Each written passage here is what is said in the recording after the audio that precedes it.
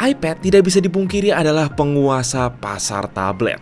Dia punya user base dan ekosistem besar, punya support aplikasi lebih lengkap macam Procreate dan Premiere Pro.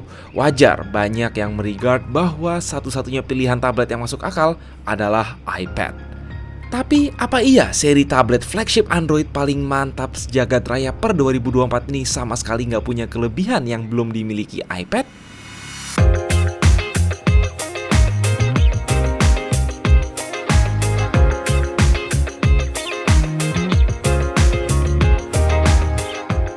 Ini adalah Galaxy Tab S10 Plus dari Samsung.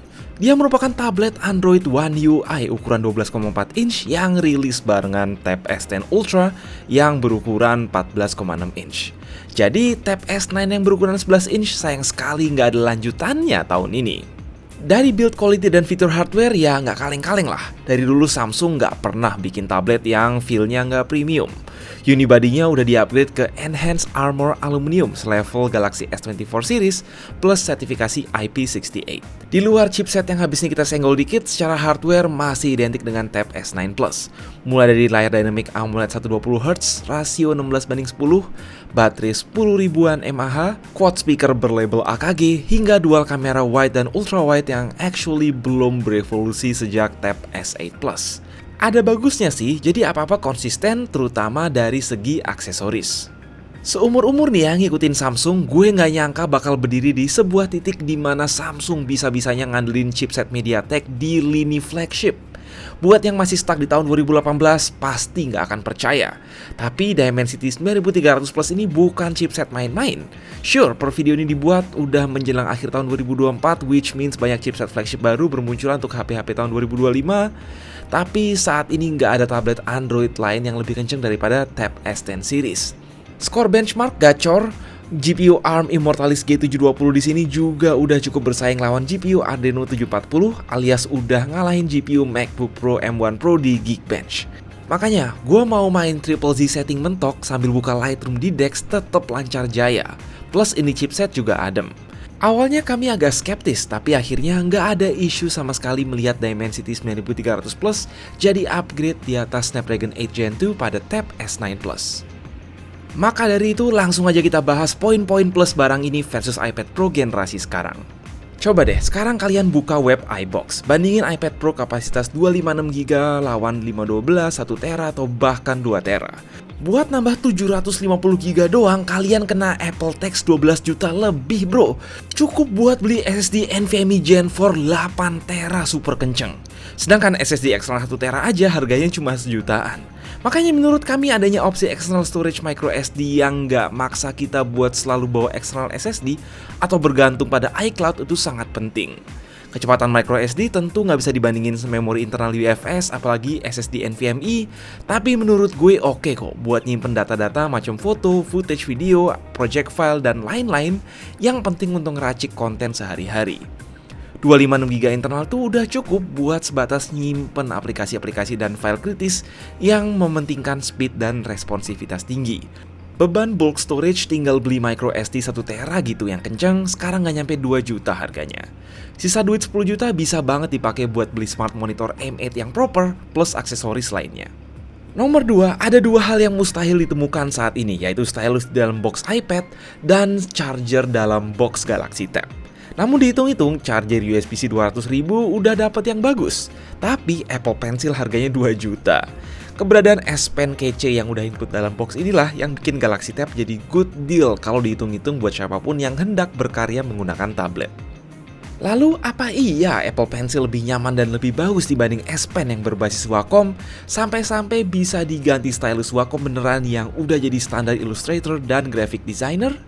Di zaman Galaxy Tab S7 Plus dulu kami pernah ngundang Illustrator / tukang doujin profesional beneran yang biasa pakai iPad Pro buat gambar. Terus kita suruh buat gambar pakai S Pen dan Galaxy Tab di aplikasi CSP.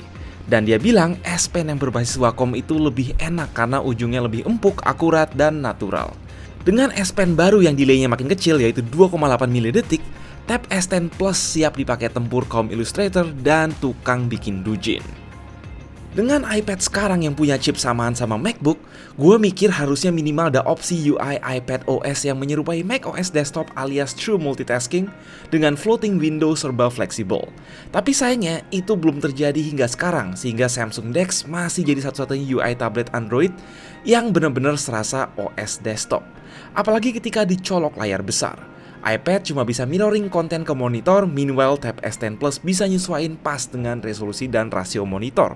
Belum lagi mampu extend display alias menampilkan konten berbeda di monitor dan tablet, benar-benar berasa nyolok laptop. Dengan SoC flagship terbaru ya nggak ada tanda-tanda lag sama sekali saat multitasking, plus ada mode DeX baru yang memungkinkan penggunaan mode portrait. Ini keren banget, let's say ada aplikasi yang nggak support floating window, misal game, dia bisa paksain floating window biar bisa dimainin di mode portrait. Seru kan?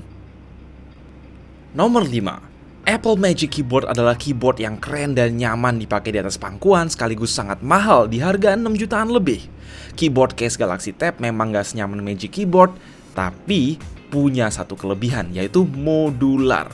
Ketika keyboard dilepas, ya dia sebatas berfungsi sebagai pelindung cover belakang sekaligus kickstand.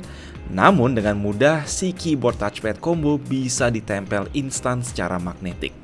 Nah, pada keyboard ada satu tombol baru nih, yaitu tombol Copilot. Maksudnya Galaxy AI/Google Gemini.